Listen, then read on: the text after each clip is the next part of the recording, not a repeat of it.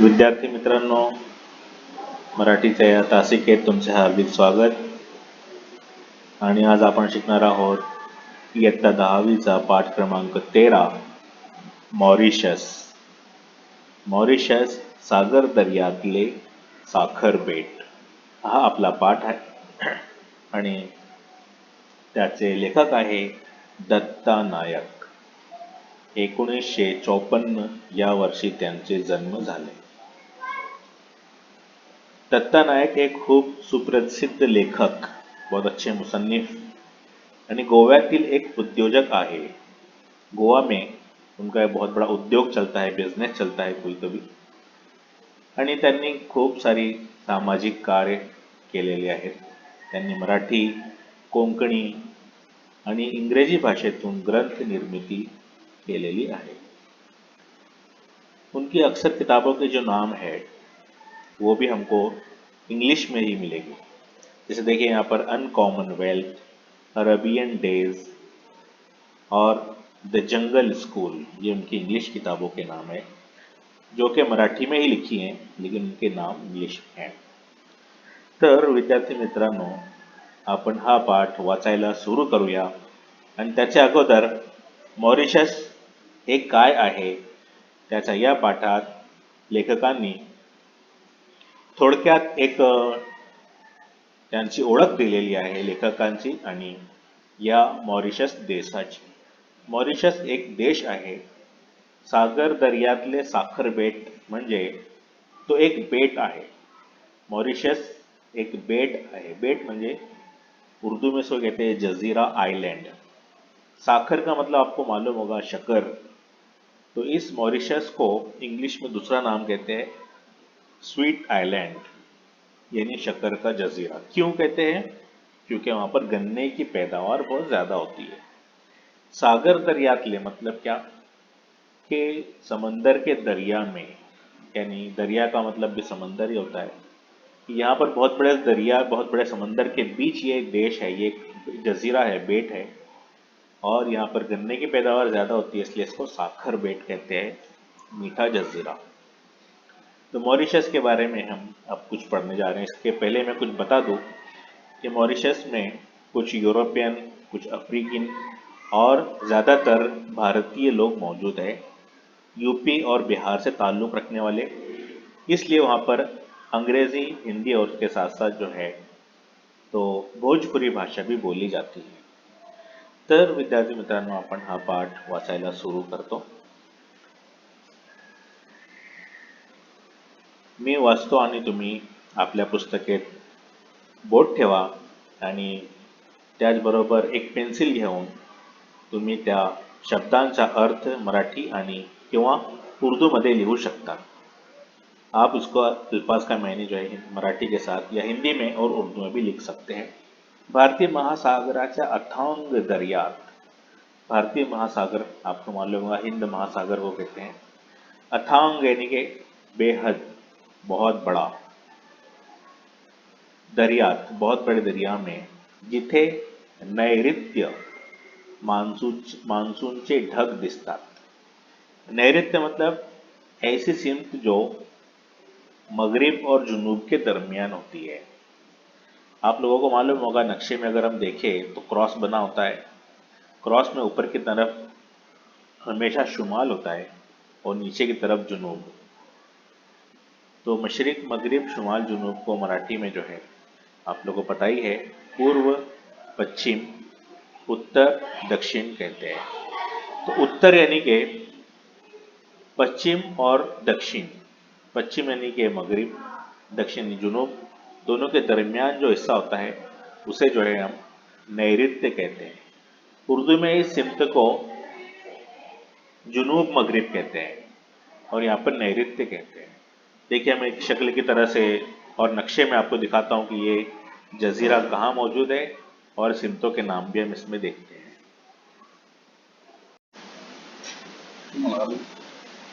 हे बघा मुलांनो, हे आहे भारताचा नकाशा, म्हणजे विश्वाचा, इंडिया का मैप. और ये यहाँ पर इंडिया नज़र आ रहा है हमको.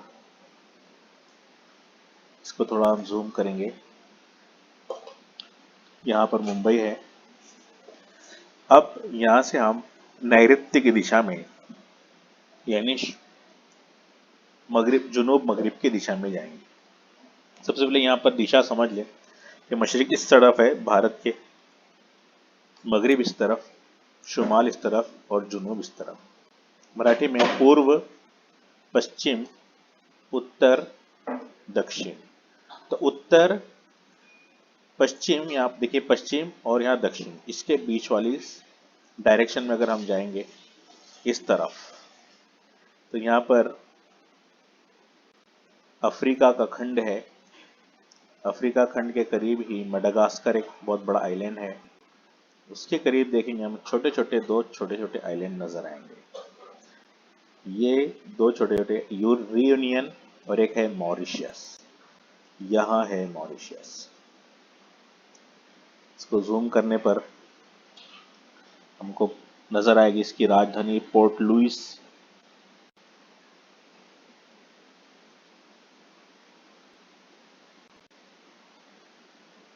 ये देखिए 3 लाख की आबादी वाला ये देश, जहाँ पर 2 शहर और बाकी पूरा मिला जुला इलाका है। पोर्ट लुइस यहाँ पर इंटरनेशनल एयरपोर्ट है, जहाँ से मुंबई के लिए उड़ानें भरी जाती है। अब हम फिर से यहाँ से इंडिया की तरफ अगर जाए,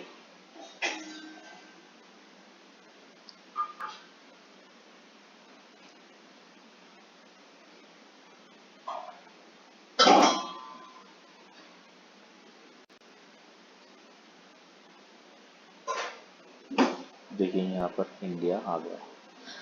तो इस तरीके से ये जुनूब मगरिब की दिशा में मौजूद है। ये नाम आपके सामने है। सबसे पहले 4 दिशाएं हम जानते हैं। यहाँ से शुरू करते हैं ईस्ट वेस्ट, पूर्व पश्चिम, नॉर्थ साउथ। नॉर्थ को कहते हैं उत्तर, साउथ को दक्षिण, पूर्व पश्चिम उत्तर दक्षिण। अब जो सिमत उत्तर और ईस्ट, नॉर्थ और ईस्ट के बीच में है, उसको इंग्लिश में नॉर्थ ईस्ट कहते हैं, मराठी में उसको ईशान्य कहते हैं। जो सिमत उत्तर और पश्चिम के बीच है उसको कहते हैं वाव्यय। वाव्यय, वाव्यय, नॉर्थ वेस्ट। देखिए नॉर्थ वेस्ट। जो सिमत ईस्ट और साउथ के बीच है, मशरिक और जुनूब के बीच, उसको उर्दू में हम कहते हैं जुनूब मशरिक, इंग्लिश में कहते हैं साउथ ईस्ट, और मराठी में उसको कहते हैं आग्नेय, आग्नेय। और जो सिमत वेस्ट और साउथ यानी जुनूब और मगरिब के बीच, इसको कहते हैं नैऋत्य। ये नैऋत्य, नैऋत्य कहते हैं। तो यह है सिमतों की मालूमात, इसको आपको याद रखना है। अब आपको ये समझ में आ गया होगा कि किस तरह कैसे सिमतें होती है। तो अथांग महासागरात जहाँ पर हमको मान्सूनचे ढग जन्माला येतात, अगर हम देखेंगे जुनूब मगरिब की दिशा में, तो वहाँ पर हमको बादल नजर आएंगे। वहाँ उसी सिमत में जो है ये जजीरा मौजूद है। साखर दर्यात एक साखर बेट, सागर दर्यात एक साखर बेट आहे। हजारो वर्षांआधी, हजारो साल पहिले महासागराच्या गर्भात झालेल्या भूकंपाच्या विस्फोटातून हे बेट पाण्यावर तरारून आले।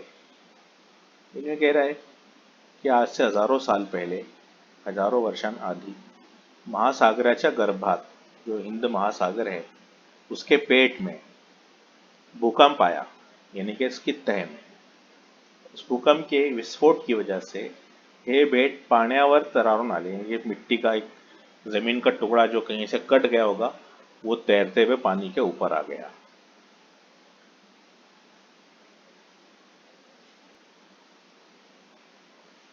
सुमारे 500 वर्षांपूर्वी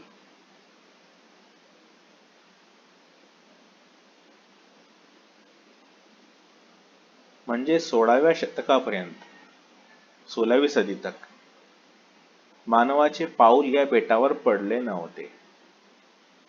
जब तक के इंसान के पैर, उस कदम उस जजीरे पर पड़े नहीं थे। पोर्तुगीज नाविक वास्को द गामा च्या नेतृत्वाखाली खलाशांचा तांडा आफ्रिका खंडाला वळसा घालून ईशान्येच्या दिशेने भारताच्या शोधासाठी वळला। आप लोगों ने वास्को डी गामा का सबक पढ़ा होगा तारीख में। ये पुर्तगाल का यानी यूरोप का जो है, फ्रांस का रहने वाला था और ये जहाजी आदमी था, जहाज में सफर करता रहता था। तो इसके साथ बहुत से लोग थे। इसने सारी दुनिया के मुल्कों को खोजना शुरू किया कि जिनके नाम सुने वो है कहाँ पर। तो इस तरह वो इंडिया को, इन्हें भारत को ढूंढता हुआ जब निकला, उसका जो तांडा था यानी कि उसका पूरा झुंड अफ्रीका खंडाला वड़सा घालून, अफ्रीका का जो खंड है, बर्रे आजम है, उसके पास से गुजर कर ईशान्याच्या दिशेने यानी कि जुनूब मगरिब की दिशा में भारताच्या शोधासाठी वळला। भारत को ढूंढने के लिए वो यहाँ मुड़ा। तेव्हा हे बेट त्यांना दिसले। तो रास्ते में उनको ये जजीरा नजर आया। पोर्तुगीज या बेटावर थांबले नाही। उन्होंने जजीरे को देखा लेकिन वहां पर वो थांबले नाही, रुके नाही। पण पुढे पोर्तुगालहून गोव्याकडे येताना त्यांची जहाजे या बेटावर थांबत। लेकिन जब भी वो पुर्तगाल से गोवा आते थे भारत में, क्योंकि खास इंडिया में जो उनका सदर मुकाम था वो गोवा था, वहीं वो रहते थे, उनकी आबादियां वहीं पर बसी थी। और जब अंग्रेज़ों ने हमारे देश को आज़ाद किया उसके काफ़ी दिनों बाद गोवा को पुर्तगाली लोगों ने आज़ाद किया। तो ये दोनों अलग अलग थे। पुर्तगाल की ज़बान भी अलग होती, पुर्तगीज़ कहते हैं। आज भी गोवा में वहाँ की तहजीब के निशानात मिलते हैं, पुर्तगाली लैंग्वेज वहाँ पर बोली जाती है। तो गोवा जब भी वो आते थे तो उनकी जहाज़ें जो है एक आराम करने के लिए इस जजीरे पर रुकती थी। कौन से जजीरे पर? मॉरिशस के जजीरे पर। अब देखिए सन 1638 मध्ये, आज कितना चालू है 2020-21, यानी कि आज से तकरीबन 450 साल से ज़्यादा पहले लोग इथे पहुंचले, वहां पर लोग पहुंचे। आपला राजपुत्र मॉरिस द नासाव याच्या नावावरून त्यांनी या बेटाचे नाव मॉरिशस असे ठेवले। तो ये इन पुर्तगाली लोगों ने, डच लोग जो थे, उन्होंने उनका जो राजपुत्र था यानी राजकुमार, उसका नाम था मॉरिस द नासाव, इसके नाम पर मॉरिशस ये नाम रखा। डच लोकांनी या बेटावर ऊसाची लागवड केली और उन्होंने यहाँ पे गन्ने की जो है काश्त शुरू की। त्यानंतर फ्रेंच लोकांचे लक्ष या बेटाकडे गेले। फ्रांस के जो लोग थे उनका ध्यान वहां गया और त्यांनी डचांकडून या बेटाचा कब्जा घेतला और उन्होंने उसके ऊपर कब्जा कर लिया। फ्रेंचांनी ऊसाची लागवड वाढवली। फ्रेंच के लोगों ने ऊस जो था यानी कि गन्ना, उसकी काश्त को बढ़ाया आणि मॉरिशसमध्ये साखरेचे कारखाने काढले और शक्कर के कारखाने उन्होंने वहां पर कायम किए। ब्रिटिशांनी फ्रेंचांकडून मॉरिशस बेट 1810 मध्ये जिंकले। जो ब्रिटिश लोग थे ब्रिटेन के यानी यूरोप के, तो उन्होंने फ्रांसीसी लोगों से मॉरिशस बेट को, जो जजीरा था, उसको 1810 में जीत लिया और अब उनका कब्जा हो गया ब्रिटिश लोगों का। जो ब्रिटिश लोगों का कब्जा भारत में था वही।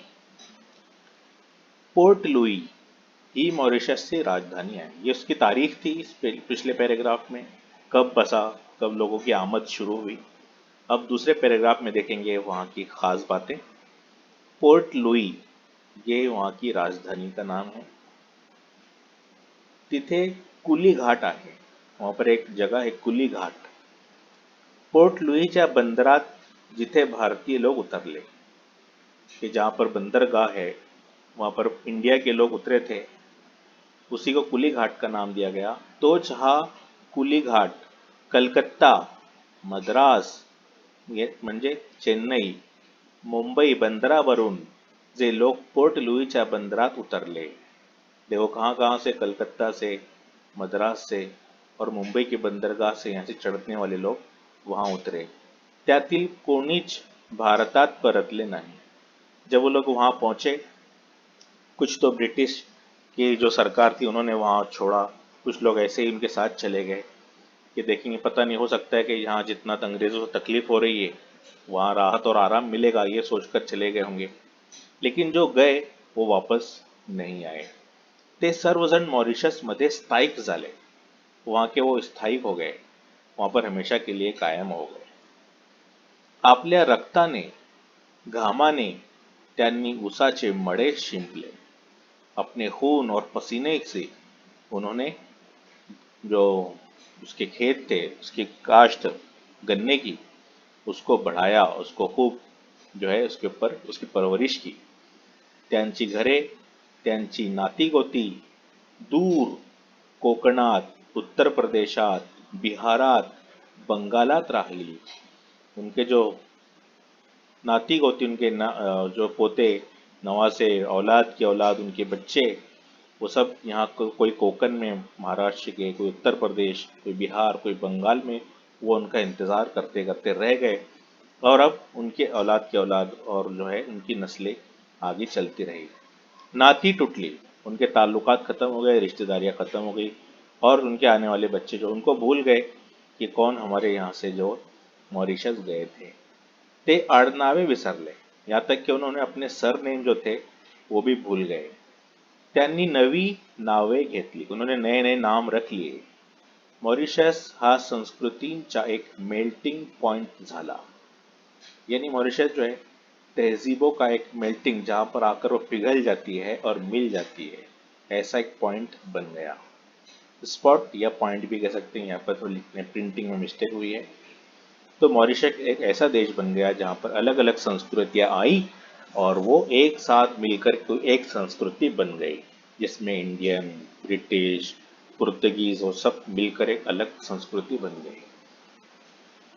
चित्र विचित्र मौकझाइक झाला। एक उनके साथ जो है, जिस तरह से हम एक अलग तीखे में मीठा खाना मिला देते मौकझाइक होता है, इस तरह से वहाँ पर एक उनके साथ में भी मिक्सचर हो गया। अष्ट दिशातल्या लोकांनी हातात हात घालून काम केले। अष्ट का मतलब होता है आठ, आठ दिशा के लोग वहां पर जमा हो गए और उन्होंने एक दूसरे के हाथ में हाथ डालकर, यानी मिलकर वहां पर कामकाज शुरू किया, अपनी लाइफ लाइन बनाई और कारोबार में लग गए। त्यांच्या श्रमाने देश समृद्ध झाला। उनकी मेहनतों से देश क्या हो गया? समृद्ध, खूब माल दौलत से भरपूर हो गया। 12 मार्च 1968 यानी कि 1968 या दिवशी मॉरिशसला स्वातंत्र्य मिळाले। ब्रिटिश के हाथ से भी उनको क्या मिल गई? आज़ादी मिल गई। कब? 12 मार्च 1968। आपल्या भूमीच्या बहुरंगी निसर्ग सौंदर्याला शोभेल असा लाल, निळा, पिवळा आणि हिरवा असा चौरंगी ध्वज मॉरिशस ने निवडला।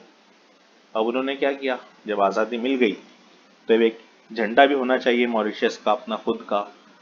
तो वहाँ की खूबसूरत जो वातावरण है, कुदरत है, फितरत है हरे रंग की, तो उन रंगों को मैच हो ऐसे रंग का उन्होंने झंडा बनाया। तो उनके झंडे में, राष्ट्रीय झंडे में कौन कौन से रंग है? लाल, नीला, पिवळा आणि हिरवा असा चौरंगी ध्वज मॉरिशसने निवडला। कालांतराने काही पिढ्यांपूर्वी मॉरिशसच्या भूमीवर पाय ठेवलेल्या भारतीय लोकांचे वंशज मॉरिशसचे राष्ट्राध्यक्ष झाले। भारत से जो गए हुए लोग थे, काही पिढ्यांपूर्वी, कुछ पीढ़ियों पहले पाय ठेवलेल्या भारतीय लोकांचे वंशज, भारत के लोगों के जो वंशज थे, वही मॉरिशस के सबसे पहले राष्ट्राध्यक्ष बने। इतिहासाची एक परिक्रमा पूर्ण झाली और हिस्ट्री अपने आप में एक स्टेज पर मुकम्मल हो गई। एक चक्कर उसका पूरा हुआ कि एक देश में लोग आए, मुख्तलिफ किस्म के गुलाम बनाया, फिर उसको आज़ाद किया और फिर वहाँ के लोगों ने मिलकर तरक्की की और किसी को जो है वहाँ का राष्ट्राध्यक्ष, किसी को जो है प्रेसिडेंट बनाया। अभी हम इसका पहले झंडा देखेंगे।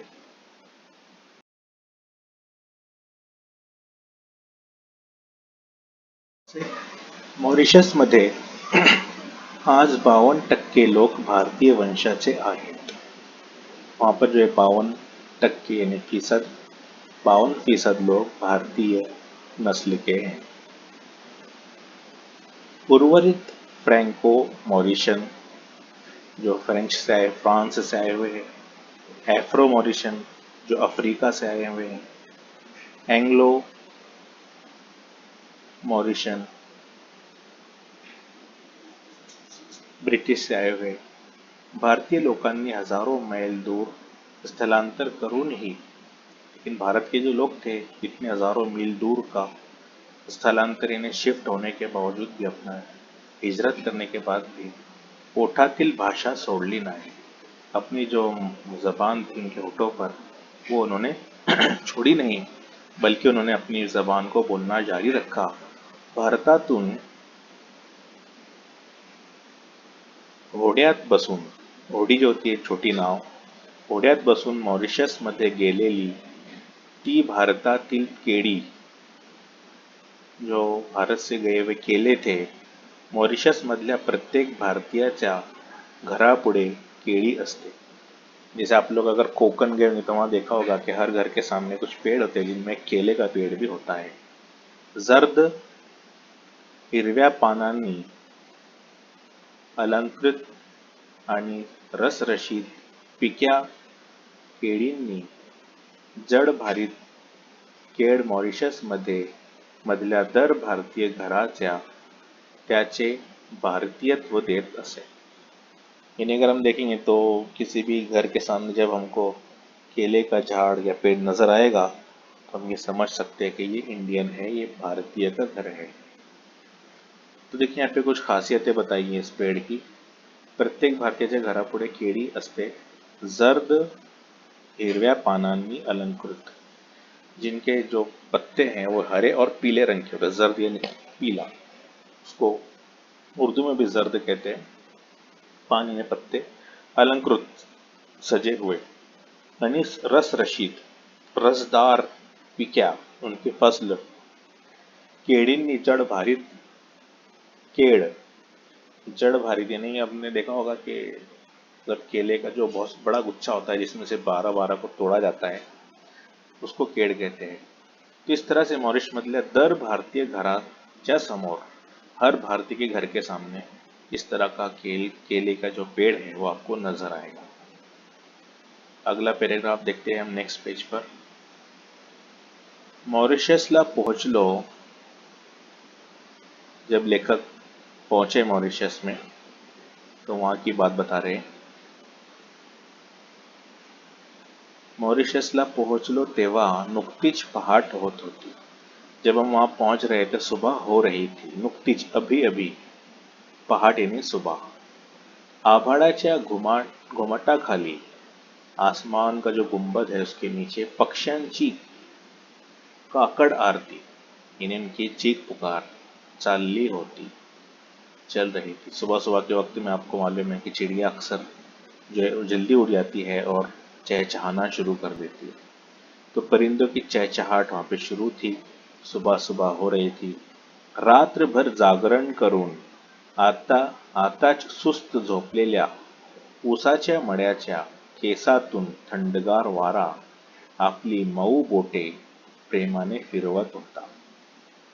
रातभर जागकर, सुबह सुबह सुस्त झोपलेल्या, जो सोते हुए, ऊसाच्या मळ्या यानी गन्ने का जो खेत था, गन्ने की जो लहलहाती फसल खड़ी हुई थी।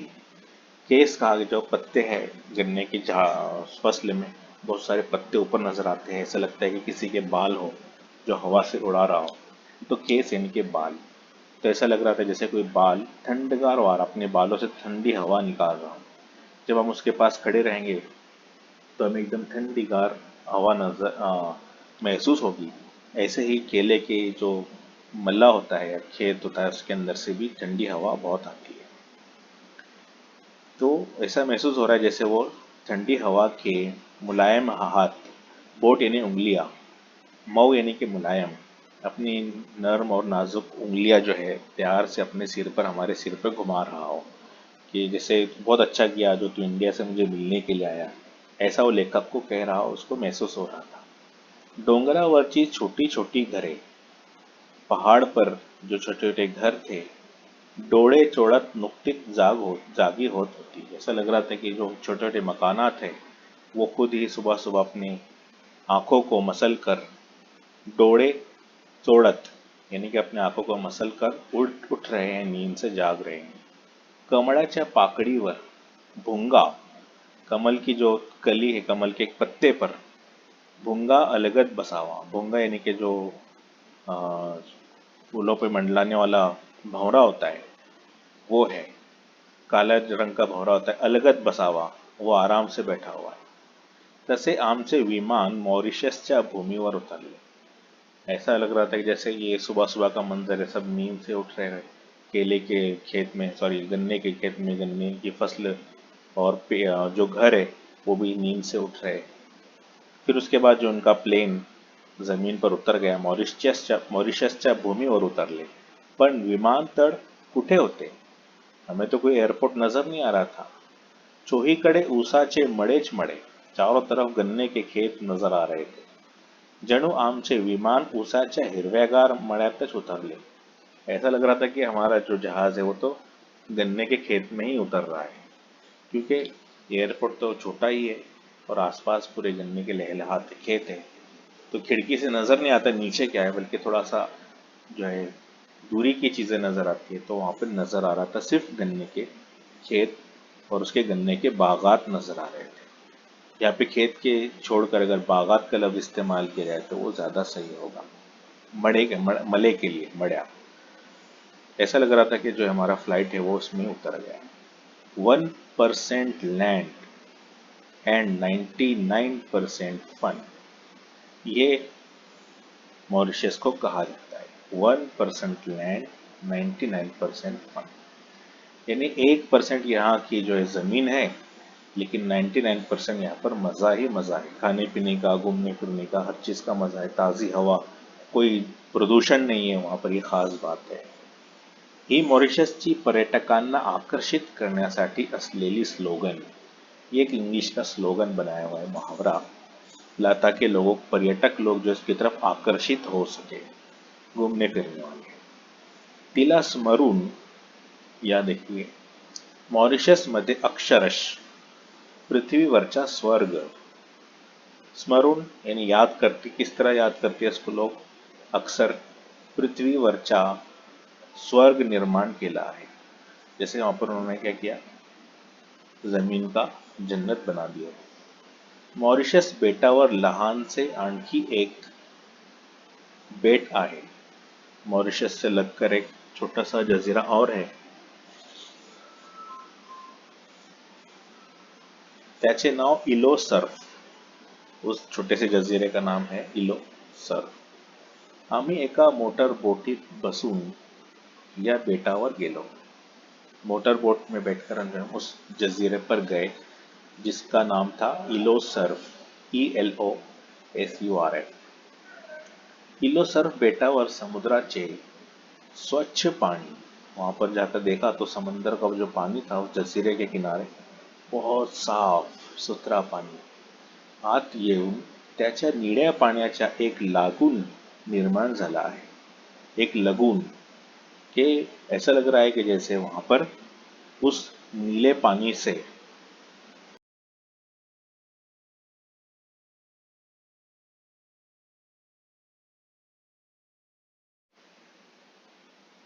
एक खाड़ी जैसा इलाका बन गया है।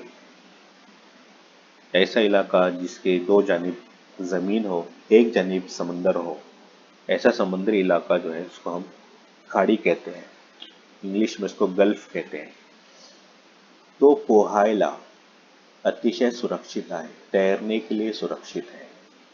त्यामुळे त्या लगूनमध्ये माझी छोटी मुले, लेखक की छोटे बच्चे, चिराग, दमी आणि माझी भाची, देखिए यहाँ पर भाची याचे भांजी, उसका मतलब होता है चंद्रानी, उसका नाम था, यांच्यासोबत मी मनसोक्त पोहलो। मैंने दिल खोल कर जो है यहाँ पर खूप तैरा, ख्वाहिशें पूरी की। तिथे स्पीड बोट मध्ये, स्पीड बोटीत बसून उसमें बैठकर आम्ही इलो सर्फ बेटाला प्रदक्षिणा घातली। इलो सर्फ नाम का एक छोटा सा जजीरा था उसके करीब में ही, ELOSURF। उस जजीरे को भी हमने क्या किया, प्रदक्षिणा। प्रदक्षिणा का मतलब होता है चारों तरफ घूमना, उसके चारों तरफ हम घूमे। त्यानंतर पॅराशूटच्या मदतीने, पॅराशूट आपको मालूम है आसमान में जो उड़ते हैं, आभाळात पॅरासेलिंग ही केली। पैरासेलिंग का मतलब होता है कि जिस बड़े से गुब्बारे में गर्म हवा भरकर आसमान में उड़ते हैं, 3-4 लोग उसमें बैठते हैं, उसको पॅरासेलिंग कहते हैं। उसका भी इन्होंने आनंद लिया लेखक ने। त्यानंतर दिगंदरातून दर्या तरंगात जाण्याच्या क्षणाला, दिगंदर आसमान, दरिया तरंग समंदर, आसमान के ऊपर से अब जमीन समंदर के नीचे जाने का जो है क्षण आया, मौका आया, लम्हा, क्षण यानी लम्हा। आम्ही, देखिए क्षण, आम्ही ऑक्सीजन मास्क घालून, ऑक्सीजन के जो सिलेंडर होता है पीठ पर लगाते हैं उसको, समुद्राच्या पाण्यात उतरलो, समंदर के पानी में उतर गए। समुद्राच्या तळाची नयन मनोहर, समंदर की जो तय थी बहुत खूबसूरत, नयन मनोहर, दिलचस्प थी। जल सृष्टि, सृष्टि का मतलब दुनिया होता है, समंदर की तय की जो दुनिया ही अलग है। आणि मत्स्य सृष्टि, मछलियों की दुनिया हमने वहां देखी, पाहिली, देखी। कोरल हा समुद्राच्या पोटातला नैसर्गिक चमत्कार। कोरल नाम का समंदर में कोई चीज होती है, एक चमत्कार लेखक को महसूस हुआ। क्या वो क्या होता है इसके बारे में बताएंगे। कोरल, कोरल मतलब पाहिजे। कोरल ही दिसायला वनस्पति दिसते, देखने के लिए ऐसा अगर हम देखें तो ऐसा लगता है कोई पेड़, कोई नबातात समंदर की तह में उगा हुआ है खूबसूरत सा, लेकिन वो कोई नबातात वनस्पति नहीं है, पण तो जल जीव आहे। वो उसके अंदर रहने वाला एक जानदार है, एक सजीव प्राणी है, क्योंकि इसमें तो बहुत हजारों किस्म के जानदार रहते हैं। मॉरिशस मधील नया पॅरेग्राफ, घरे पाहणे हा एक आगळा अनुभव आहे, एक अलग ही दिलचस्प तजुर्बा है वहाँ के घरों को देखने का। बहुत खूबसूरत मकानात बने हुए होते हैं। एक तस्वीर के जरिए मैं आपको बताऊंगा।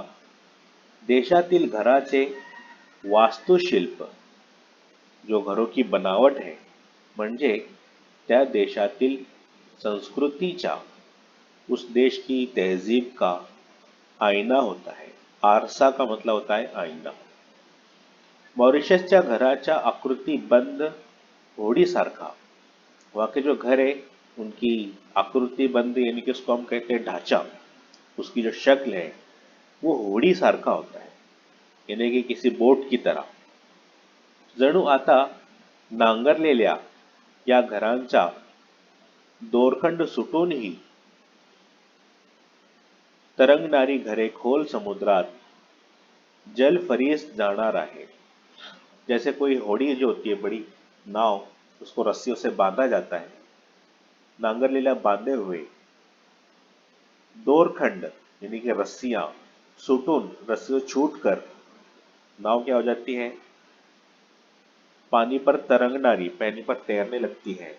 खोल समुद्रात जलफरीस यानी समंदर में डूबकर जो आराम से जाकर उसकी तह में बैठ जाती है, ऐसा लगता है, ऐसे वाट उसकी तस्वीर में हम देखेंगे तब पता चलेगा।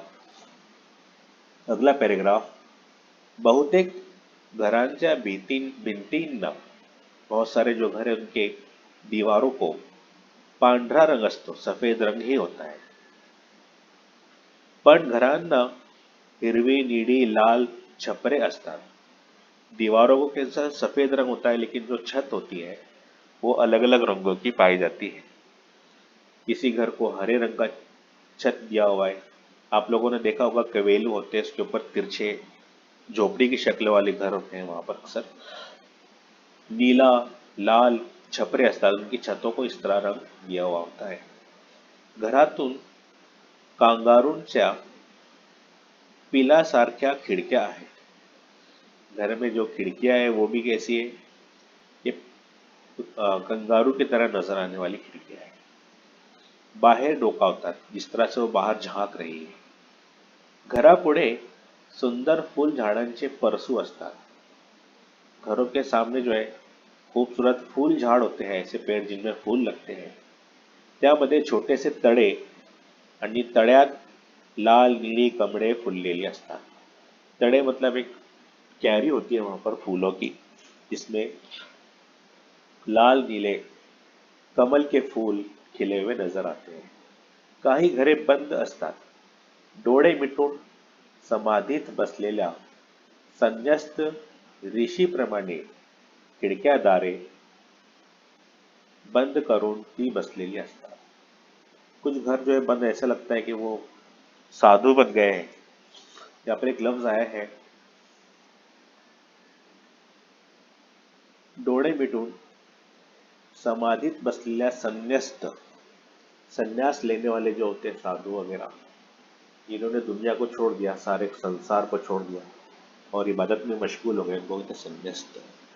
ऋषि साधु, उसकी तरह से वो खिड़कियां दरवाजे बंद करके अंदर ही बैठ गए, ऐसा महसूस होता है, ऐसा लेखक को महसूस होता है। पण कुठली कुठलेच बंद घर ही कुरूप भग्न अवस्थेत आहेत असे मला दिसले नाही। लेकिन कोई भी बंद घर ऐसा नजर नहीं आया कि बिल्कुल खंडर बन चुका हो, जैसे यहाँ पर हमारे इंडिया में होता है। कोई घर अगर बंद रहे तो 2-4 महीने में ही वो बहुत ज्यादा खस्ता हालत में नजर आने लगता है। ऐसी हालत, अवस्था यानी हालत होती है, तो ऐसे कोई घर वहां पे नजर नहीं आया। हे घर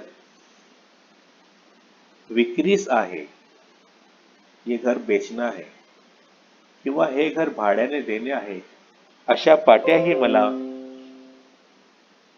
मॉरिशस मध्ये कुठे दिसल्या नाही। हमारे यहाँ पे अक्सर होता है कि पुराना घर है कोई या बंद है तो उसके ऊपर तख्ती लगी होती है कि इस घर को बेचना है या किराए से देना है, कि वहां पर ऐसा कोई तख्ती मुझे नजर नहीं आई। मॉरिशसच्या रहिवाशांचे, वहां के जो रहने वाले लोग हैं, आपल्या घरावर खूप प्रेम असावे, अपने घर से बहुत प्यार करते हैं। ज्या देशातील लोक आपल्या घरावर असे जीवापाड प्रेम करतात, त्या जहां पर लोग इस तरह से अपने घर से इतना प्यार करते हैं, जान से ज्यादा जीवापाड, जान से ज्यादा प्यार करना, त्या देशाला उज्जवल भवितव्य असते। ऐसे देश का जो भवितव्य होता है, यानी भविष्य होता है, कैरियर होता है, वो बहुत अच्छा होता है, ऐसा लेखक का कहना है। तो ये खास वहां के घरों की बनावट थी। अब हम उसकी एक तस्वीर देखेंगे जिसमें वहां के घर किस तरह नजर आते हैं, वो दिखाया जाएगा। और उसके बाद जो है सवाल जवाब का सिलसिला शुरू करेंगे और अल्फाज मैंने भी लिखेंगे।